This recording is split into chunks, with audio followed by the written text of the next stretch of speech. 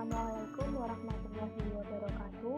Yang terhormat Ibu Nur Alawiyah MPD selaku dosen mata kuliah Ilmu Pendidikan Islam dan teman-temanku dari Pendidikan Kimia IMB yang berbahagia. Perkenalkan, kami dari kelompok 10 yang beranggotakan Anissa Zulfa Salsabila, NIM 190807640 dan Sinta Nurlaila dengan NIM 190807642.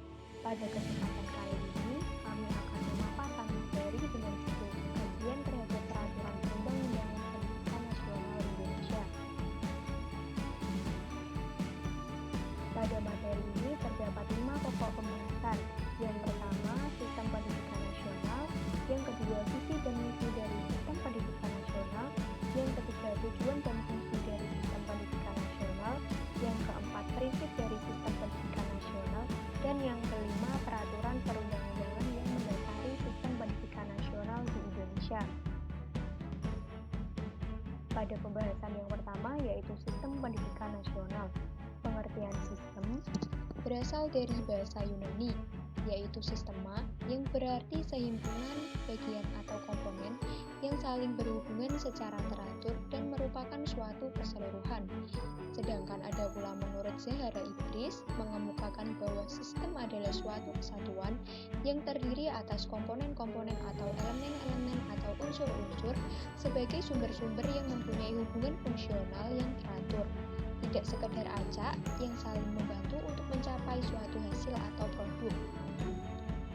Sedangkan pengertian dari pendidikan nasional, yaitu menurut Sunaria 1996, pendidikan nasional adalah suatu pendidikan yang berdiri di atas landasan dan dijiwai oleh falsafah hidup suatu bangsa dan tujuannya bersifat mengabdi kepada kepentingan dan cita-cita nasional tersebut. Sedangkan menurut Departemen Pendidikan dan Kebudayaan 1989 mengemukakan bahwa pendidikan nasional ialah suatu usaha untuk membimbing para warga negara Indonesia menjadi Pancasila yang berpribadi berdasarkan akan ketuhanan, berkesadaran masyarakat, dan mampu membudayakan alam sekitar. Nah, setelah kita mengetahui pengertian dari sistem dan pengertian dari pendidikan nasional, maka dapat kita simpulkan sistem pendidikan nasional. Nah, sistem pendidikan nasional di sini adalah satu keseluruhan yang berpadu dari semua aturan dan aktivitas pendidikan yang berkaitan satu dengan yang lainnya untuk mengusahakan tercapainya tujuan pendidikan nasional. Nah, dalam hal ini, sistem pendidikan nasional merupakan suatu suprasistem, yaitu suatu sistem yang besar dan kompleks, yang di dalamnya tercakup beberapa bagian, yang juga merupakan suatu sistem-sistem. Kemudian pembahasan yang kedua ada tujuan dan fungsi sistem pendidikan nasional.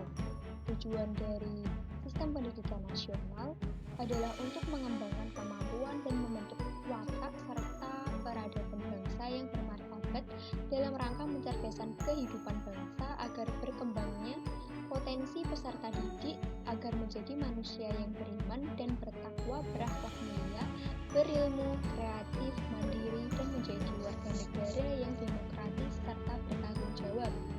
Sedangkan fungsi dari sistem pendidikan nasional ialah berfungsi untuk mengembangkan kemampuan serta meningkatkan mutu kehidupan dan martabat manusia Indonesia dalam rangka upaya mewujudkan tujuan nasional. Kemudian pada pembahasan yang ketiga yaitu visi dan misi sistem pendidikan nasional. Nah, visi dari sistem pendidikan nasional yaitu terwujudnya suatu sistem pendidikan nasional sebagai peranata sosial yang kuat dan berwibawa untuk memberdayakan semua warga negara Indonesia berkembang menjadi manusia yang berkualitas sehingga mampu dan proaktif menjawab tantangan zaman yang selalu berubah. Sedangkan misi dari sistem pendidikan nasional yaitu yang pertama, mengupayakan pelunasan dan pemerataan keseluruhan memperoleh pendidikan yang bermutu bagi seluruh rakyat Indonesia. Yang kedua, membantu dan memfasilitasi pengembangan potensi anak bangsa secara utuh sejak dini sampai akhir hayat dalam rangka mewujudkan mewujudkan masyarakat belajar. Yang ketiga, meningkatkan kualitas proses pendidikan untuk mengoptimalkan pembentukan kepribadian yang bermoral. Yang keempat, meningkatkan keprofesionalan dan akuntabilitas lembaga pendidikan sebagai pusat pembudayaan ilmu pengetahuan, keterampilan, pengalaman, sikap, dan nilai berdasarkan standar nasional dan global. Dan yang terakhir, memberdayakan peran serta masyarakat dalam penyelenggaraan pendidikan berdasarkan prinsip otonomi dalam konteks Negara Kesatuan Republik Indonesia. Kemudian yang keempat, ada prinsip penyelenggaraan pendidikan. Nah, pada materi ini, prinsip penyelenggaraan pendidikan terbagi menjadi 6. Yang pertama, pendidikan diselenggarakan secara demokratis dan berkeadilan, serta tidak diskriminatif dengan menjunjung tinggi hak asasi manusia, nilai keagamaan, nilai kultural, dan kemajemukan bangsa. Yang kedua, pendidikan diselenggarakan sebagai suatu kesatuan yang sistemik dengan sistem terbuka dan multimakna. Yang ketiga, pendidikan diselenggarakan sebagai suatu proses pembudayaan dan pemberdayaan peserta didik yang berlangsung sepanjang hayat. Yang keempat, pendidikan diselenggarakan dengan memberi keteladanan, membangun kemauan, dan mengembangkan kreativitas peserta didik dalam proses pembelajaran. Yang kelima, pendidikan diselenggarakan dengan mengembangkan budaya membaca, menulis, dan menghitung bagi segenap warga masyarakat. Dan yang terakhir, pendidikan diselenggarakan dengan memberdayakan semua komponen masyarakat melalui peran serta dalam penyelenggaraan dan pengendalian mutu layanan pendidikan. Kemudian, pada pembahasan yang kelima, yaitu peraturan perundang-undangan yang mendasari sistem pendidikan nasional di Indonesia. Nah, peraturan perundang-undangan di sini terbagi menjadi 5. Yang pertama ada UU nomor 20 tahun 2003, yang kedua UU nomor 14 tahun 2005, yang ketiga peraturan pemerintah nomor 57 tahun 2021, yang keempat peraturan presiden nomor 87 tahun 2017, dan yang terakhir peraturan Menteri Pendidikan Nasional RI nomor 16 tahun 2007. Untuk pembahasan selanjutnya akan dilanjutkan oleh rekan saya, Mbak Sinta Nurlaila.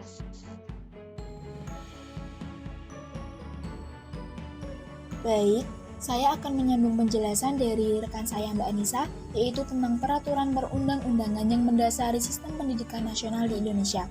Yang pertama ada Undang-Undang Nomor 20 Tahun 2003.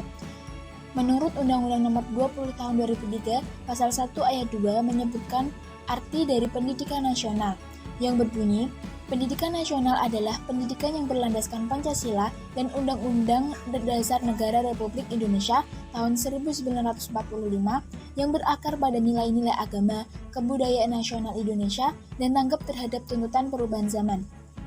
Kemudian pada pasal 3 itu menyebutkan fungsi dan tujuan pendidikan nasional yang berbunyi, pendidikan nasional berfungsi mengembangkan kemampuan dan membentuk watak serta peradaban bangsa yang bermartabat dalam rangka mencerdaskan kehidupan bangsa, bertujuan untuk berkembangnya potensi peserta didik agar menjadi manusia yang beriman dan bertakwa kepada Tuhan Yang Maha Esa, berakhlak mulia, sehat, berilmu, cakap, dan menjadi warga negara yang demokratis serta bertanggung jawab. Lalu yang kedua yaitu ada Undang-Undang Nomor 14 Tahun 2005. Undang-Undang Nomor 14 Tahun 2005 tentang guru dan dosen menegaskan bahwa guru dan dosen itu wajib memiliki kualifikasi akademik, kompetensi, sertifikat pendidik, sehat jasmani dan rohani, dan membentuk kualifikasi lain yang dipersyaratkan satuan pendidikan tempat bertugas, serta memiliki kemampuan untuk mewujudkan tujuan pendidikan nasional. Tujuan ditetapkannya Undang-Undang Guru dan Dosen ini tidak lain untuk mengatur tentang kepentingan-kepentingan pendidikan terkait mekanisme sistem pendidikan dan terkait juga dengan peningkatan mutu pendidikan di Indonesia. Selain itu, undang-undang ini juga untuk memperjelas hak serta kewajiban para pendidik terkait dengan tugasnya sebagai pendidik profesional. Lalu selanjutnya yaitu ada Peraturan Pemerintah Nomor 57 Tahun 2021. Peraturan Pemerintah Nomor 57 Tahun 2021 tentang Standar Pendidikan Nasional ini mengganti Peraturan Pemerintah Nomor 19 Tahun 2005, lalu mengganti PP Nomor 32 Tahun 2013 lalu, dan mengganti PP Nomor 13 Tahun 2015 lalu. Standar Nasional Pendidikan digunakan sebagai acuan pengembangan kurikulum dan penyelenggaraan pendidikan untuk mewujudkan tujuan pendidikan nasional. Standar Nasional Pendidikan disempurnakan secara terencana, terarah, dan berkelanjutan untuk meningkatkan mutu pendidikan, sesuai dengan tuntutan perubahan kehidupan lokal, nasional, dan global.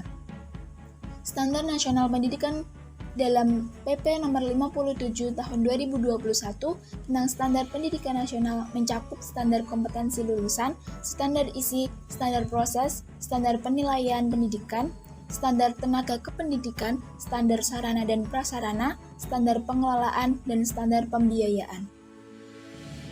Selanjutnya yang keempat yaitu ada Peraturan Presiden Nomor 87 Tahun 2017. Perpres 87 Tahun 2017 ini tentang penguatan pendidikan karakter. Penguatan pendidikan karakter atau PPK adalah gerakan pendidikan di bawah tanggung jawab satuan pendidikan untuk memperkuat karakter peserta didik melalui harmonisasi olah hati, olah rasa, olah pikiran, dan olahraga dengan pelibatan dan kerjasama antara satuan pendidikan, keluarga, dan masyarakat sebagai bagian dari Gerakan Nasional Revolusi Mental atau GNRM. Sesuai pada pasal 3 Perpres Nomor 87 Tahun 2017 tentang penguatan pendidikan karakter yang berbunyi, PPK dilaksanakan dengan menerapkan nilai-nilai Pancasila dalam pendidikan karakter, terutama meliputi nilai-nilai religius, jujur, toleran, disiplin, bekerja keras, kreatif, mandiri, demokratis, rasa ingin tahu, semangat kebangsaan, cinta tanah air, menghargai prestasi, komunikatif, cinta damai, gemar membaca, peduli lingkungan, peduli sosial, dan bertanggung jawab. Lalu yang kelima ini ada Peraturan Menteri Pendidikan Nasional Nomor 16 Tahun 2007. Menteri Pendidikan Nasional telah menetapkan Permendiknas Nomor 16 Tahun 2007 tentang standar kualifikasi akademik dan kompetensi guru. Setiap guru itu wajib memenuhi standar kualifikasi akademik dan kompetensi guru yang berlaku secara nasional. Kualifikasi akademik guru mencakup kualifikasi akademik formal dan kualifikasi akademik guru melalui uji kelayakan dan kesetaraan. Sedangkan standar kompetensi guru meliputi kompetensi pedagogik, kompetensi kepribadian, kompetensi sosial, dan kompetensi profesional. Keempat kompetensi tersebut di atas bersifat holistik dan integratif dalam kinerja guru. Untuk lebih lengkapnya tadi, undang-undang yang telah dijelaskan dalam PPT bisa disimak pada makalah, itu jauh lebih lengkap lagi dengan isinya. Baik, cukup sekian dari kami kelompok 10. Mohon maaf apabila ada kekurangan atau kesalahan. Terima kasih. Wassalamualaikum warahmatullahi wabarakatuh.